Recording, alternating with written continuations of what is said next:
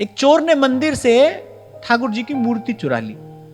प्राचीन विग्रह था, सच्ची घटना है। चुरा ली, पोटली में बांधी, कमर पर लेकर निकला। दृष्टि पड़ गई लोगों की। अब दो लोग आए लेकर डंडा, अब वो नीचे झुककर बैठ गया, पीछे पोटली, पोटली में ठाकुर जी। वो डंडा चला रहे हैं, लग रहा है ठाकुर जी को। ठाकुर जी को ले तो लिया, वापस विराजमान भी कर दिया। तो जो पुजारी था बड़ा भावुक था, उसने कहा प्रभु कल तो बड़ी पिटाई हुई आपकी। ठाकुर जी ने कहा भाई चोर के संग रहेंगे तो पिटाई होगी। बोले चोर के संग कोई मिठाई थोड़ी मिलेगी, चोर के संग तो पिटाई होगी। भगवान भी रहेंगे चोर के संग तो उनको भी पिटना पड़ेगा। आपकी मेरी तो क्या ही गति होगी, सोचो। इसलिए दुस्संग सर्वथैव त्याज्य, कि क्या कभी दुष्ट व्यक्ति के संग रहने वाला सुमति में स्थिर रह सकता है? अर्थात कोई कितनी भी श्रेष्ठ अवस्था में क्यों ना पहुंच गया हो, पर संग का भला या बुरा प्रभाव पड़ता ही पड़ता है। और मैं तो ये कहूंगा कि जैसे भाई आपको कभी मैंने उदाहरण भी दिया था कि एक पात्र में मदिरा हो, एक पात्र में गंगा का जल हो, तो भाई गंगा के जल को ही मदिरा से डरना पड़ेगा, क्योंकि यदि दोनों आपस में मिल जाएं तो हानि गंगा जल की है, मदिरा की कोई हानि नहीं है। उज्जवल वस्त्र को बचाना पड़ता है, उसको मैल ना लग जाए। जो पहले से ही मैला कुचैला है उसको क्या भय है?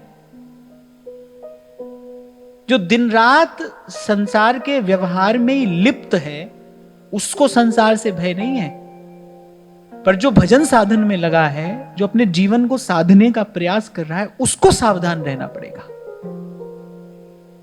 उसको सावधान रहना पड़ेगा। पुष्प की कोमल पंखुड़ी आहत हो जाती है कांटे के स्पर्श से। कांटा तो कांटा ही रहता है, और कांटा तो भाई ऐसा है, फूल से पहले जन्म लेता है, फूल के बाद तक फूल के साथ ही रहता है, पर कांटे का कांटा ही रहता है, वो तो कांटा ही रहता है। ये किसी की निंदा नहीं है, पर ये बताया जा रहा है भाई कि कुछ यहां संसार में ऐसा भी है जिसकी दूर से उपेक्षा कर देनी चाहिए। इसलिए नारद जी ने कहा दुस्संग सर्वथैव त्याज्य, छोड़ देना चाहिए, तत्काल छोड़ देना चाहिए। कितनी भी बड़ी हानि होती हो पर दुष्ट के संग न रहे। इससे अधिक क्या कहेंगे संत? बरु भलवास नरक परित्राता, दुष्ट संग जन देई विधा। आपको उस दिन मैंने एक छोटा सा उदाहरण दिया था ना, भगवान ने यह स्वीकार किया कि श्री वसुदेव जी और श्री देवकी जी कारागार में रहे, पर कंस के साथ न रहे, दुष्ट के संग नहीं रहे। भगवान ने कहा अगर दुष्ट का संग करेंगे तो हम आएंगे कैसे? देवकी यदि कंस के महल में रही, उसी का दूषित अन्न खाती रही, उसी दुष्ट का संग करती रही, तो इनका चिंतन शुद्ध कैसे होगा? और जब तक चिंतन शुद्ध नहीं होगा तो हृदय में भगवान आएंगे कैसे?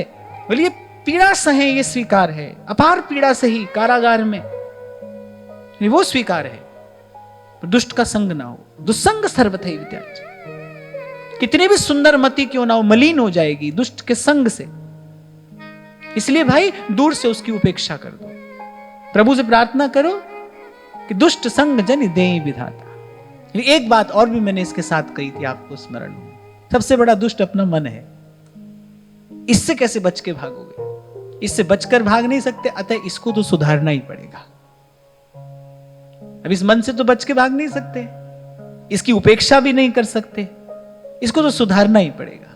चल मन हरि चटसार पढ़ा, चल मन हरि चटसार